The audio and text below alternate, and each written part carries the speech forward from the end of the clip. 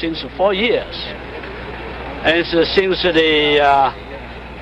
the recent declaration of the September 11 and September 15, I have not seen any change from the position of the communists.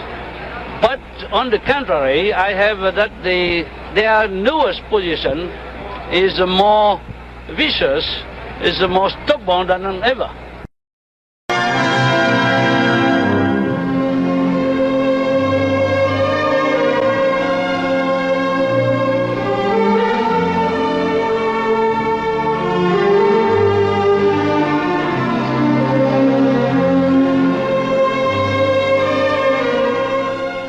For Saigon, like Jakarta, is a vigorous and expanding city with elegant new buildings, hotels, flats and office blocks, which reflect the steadily growing importance in the world of the capital city of Vietnam.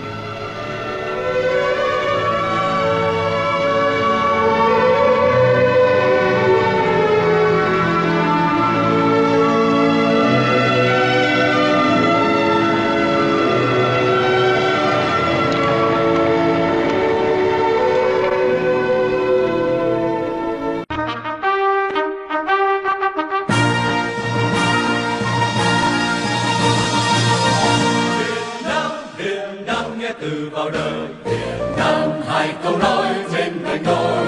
Việt Nam nước tôi, Việt Nam tên gọi là người. Việt Nam hai câu nói sau cùng khi lìa đời. One does not expect to see much evidence in Saigon that the country is nearer to peace than at any time since the Long War began. A generation of fighting has made the Vietnamese pessimists. If there is an absence of excitement about the prospect of peace, there is much evidence that the government here is preparing for the event. All this week, thousands of hastily prepared posters have been pasted up on the city buildings. And for the first time in 4 years, since the last peace talks in fact, flags are being sold on the streets as part of the pro-Thieu, pro-loyalist, pro-war campaign. People are expected to display them prominently. Other banners up today endorse President Thieu's demand for a referendum on whether the people want any communist participation in a Saigon government. A referendum under the present law is of course nonsense. To endorse communism by word or by vote is punishable by death. Thieu's propaganda is no less effective than Hanoi's. So it's not surprising that when you stop people in the streets, their arguments tend to be identical. It's simply that if Hanoi really wants peace, it has only to turn around and walk out of South Vietnam. Back up its promise of a ceasefire, they say, by taking its 13 divisions out of the country. Hanoi, they say, is proposing peace terms very favourable to itself in a war that it's far from winning. Left to his own opinion and that of his military advisers, President Thieu can be expected to reject out of hand any new Hanoi proposal. But we know, of course, that any decision which directly involves Washington is not made on his own. If he continues blocking the peace proposals, President Thieu runs the risk of alienating Washington and President Nixon, who can argue in his own terms that he's ended the war and that from then on his responsibility ends. But President Thieu has warned Washington many times this week that a withdrawal of American support here could lead to a bloodshed. It could lead to a spate of intensive Viet Cong activity here in Saigon. It could lead to massive defection in the army, even an attempted coup. And this President Thieu knows the Americans cannot afford, however attractive Hanoi makes its proposals. Michael Nicholson, News at 10, Saigon. What kind of peace will come to South Vietnam? How long will it last? How long will it take the communists to recapture politically all they have lost in the fighting of the war? There's an easy glib answer in Saigon. It all depends, they say, on the staying power of the dollar after the Americans have pulled out. President Thieu, these people and their country's economy will depend on the dollar as much in peacetime as they did in the war. It's argued that the only way to prevent the communists' rise to power in the promised peacetime elections is to continue to pour more American money into South Vietnam. It's been estimated that this country depends 85% on American aid. and it shows. Saigon, despite the long war, now seems to be booming. The marketplaces are full, and as Tet, the Vietnamese New Year, approaches, people are buying at such a rate that already spending records have been broken. So an improved standard of living dependent on increased American aid. As one American advisor said, "We've made the towns and cities safe from communism." He meant, of course, the dollar, and he may be right. But the biggest risk to peace is in the countryside where the war is. This is a Michelin rubber plantation 40 miles northwest of Saigon. The area is dominated by the communists, and these people running from one village to the safety of another represents the other South Vietnam. They, like us that morning, had been caught in between fire as the North Vietnamese were trying to hit with rockets a bridge connecting the South Vietnamese fire post to their main supply route to Saigon.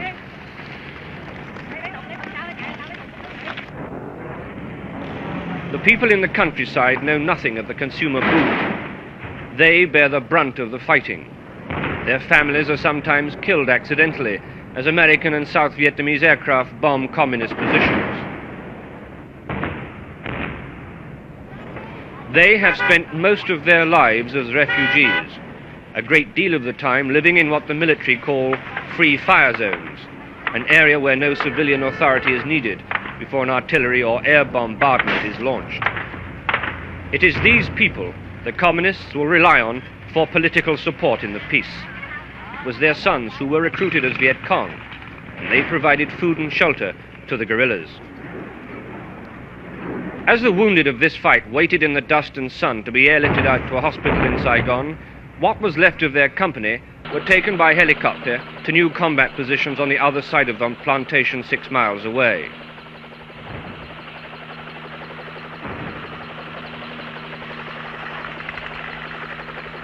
The war is slowing down, it seems.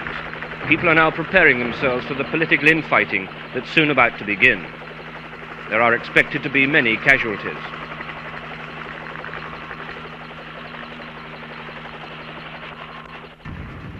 So despite the troops that are employed on the ground combat, despite the artillery, despite the airlifts, the communists continue to dominate much of the countryside, and they can be expected to do the same during peace.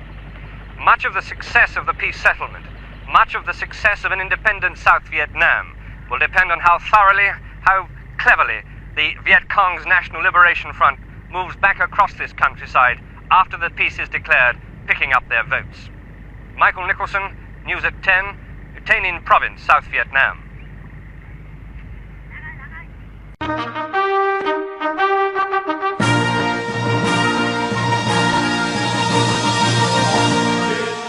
Việt Nam nghe từ vào đời, Việt Nam hai câu nói trên cánh đôi. Việt Nam nước tôi, Việt Nam tên gọi là người. Việt Nam hai câu nói sau cùng khi lìa đời. Việt Nam linh hiền sinh tươi, Việt Nam đã vào sông núi, tự do không bình phạt ai muôn đời. Việt Nam không đòi xương máu, Việt Nam kêu gọi thương nhau, Việt Nam đi xây đất yên vui dài lâu.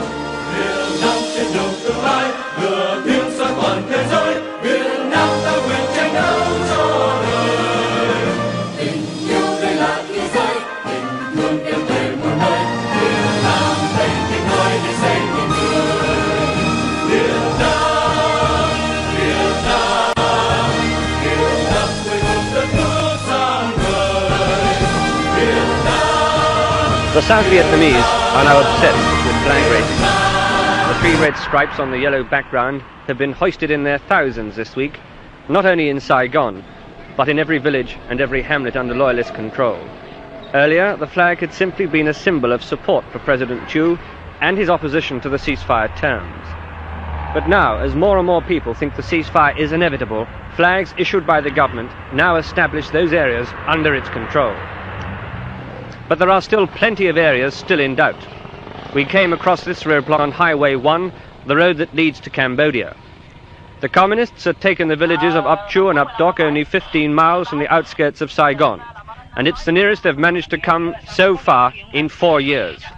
In the past 36 hours, there were more than 148 communists attacked throughout the south, more than at any time since the massive Tet Offensive in 1968. There were also 81 shelling and rocket attacks.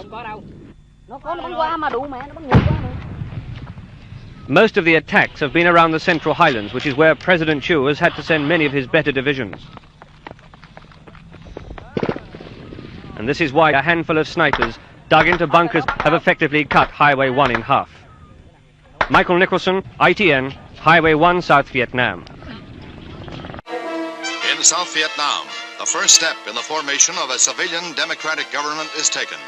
Citizens turn out to elect a constituent assembly, whose job is to draft a new national constitution.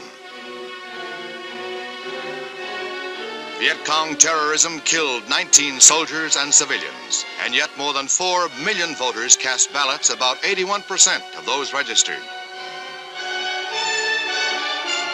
For the 117-seat assembly, there are 530 candidates. It is hoped that the eventual election of a national legislature will solve the military and political struggle here.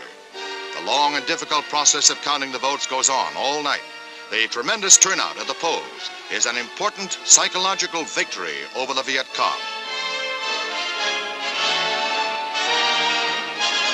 Premier Key's ruling military junta will continue to guide South Vietnam while the elected assembly creates the nation's new charter, a small but vital step toward popular government for this country.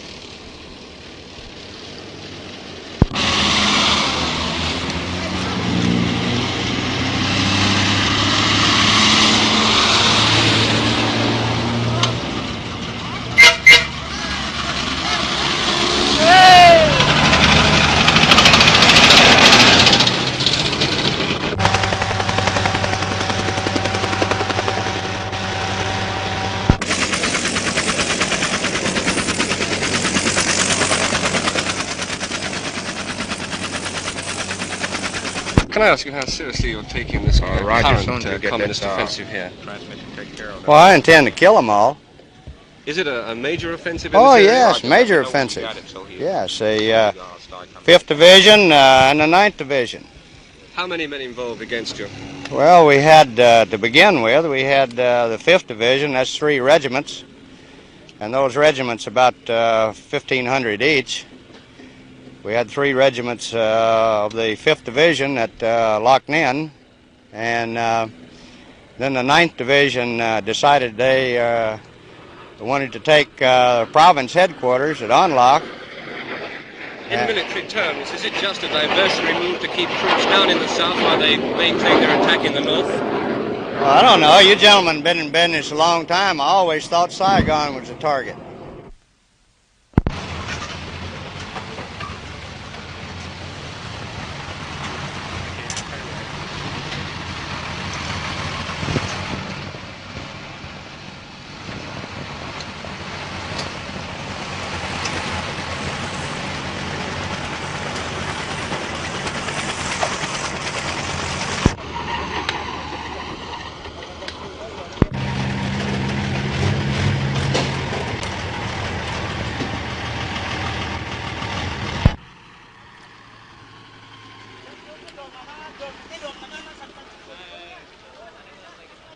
It's evident that when the communists first planned this offensive, they didn't expect so many South Vietnamese to be massed against them so quickly. They came into the country this far south as a gesture, to show they can still come and go as they choose and destroy what they like when they decide to. But unless the North Vietnamese move out of those towns ahead within the next 24 hours, they may well find that the road back to their Cambodian base is now closed. It seems for the first time in this war that the South Vietnamese are now calling the tune. And the military commanders here are seeing this just not as a counter-offensive, but as a time to see for the first time, one way or the other, whether the South Vietnamese, without the aid of the Americans on the ground, can compete with the North Vietnamese on their own terms. Michael Nicholson, News at 10, South Vietnam.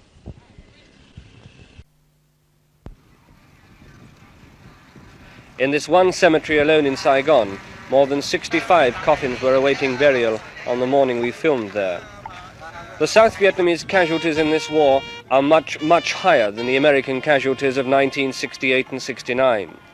Higher because they are fighting a less sophisticated war without the all-embracing air cover the American troops demanded.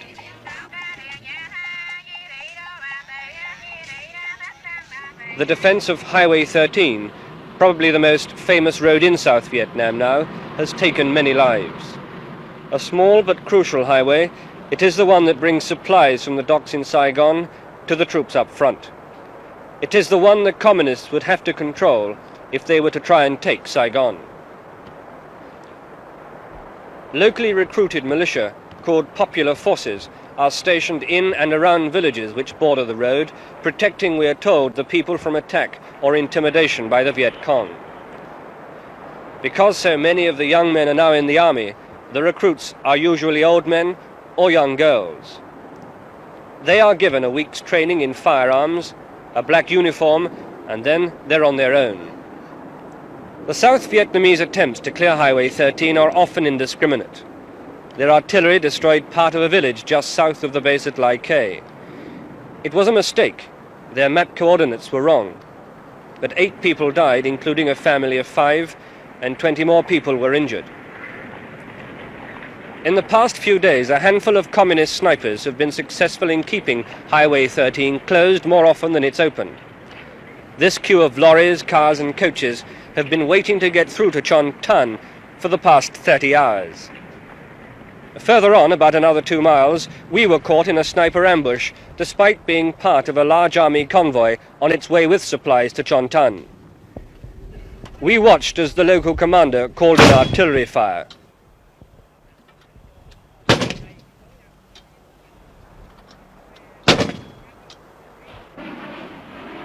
And after that had cleared some of the forest, he called in phantom jets piloted by Americans, who began low-level bombing runs, dropping napalm.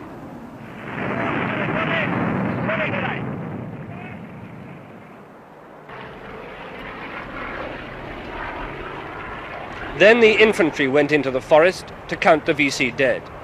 They found none. Somehow they had escaped it all and had retreated deeper into the jungle without waiting too long for the South Vietnamese troops to make contact on any scale. But the South Vietnamese again took casualties, hit by an enemy they seldom ever see, in an area supposedly under South Vietnamese control. Maybe tonight, or maybe tomorrow morning, that same communist company will attack again somewhere, up or down this Highway 13. Michael Nicholson, News at 10, South Vietnam.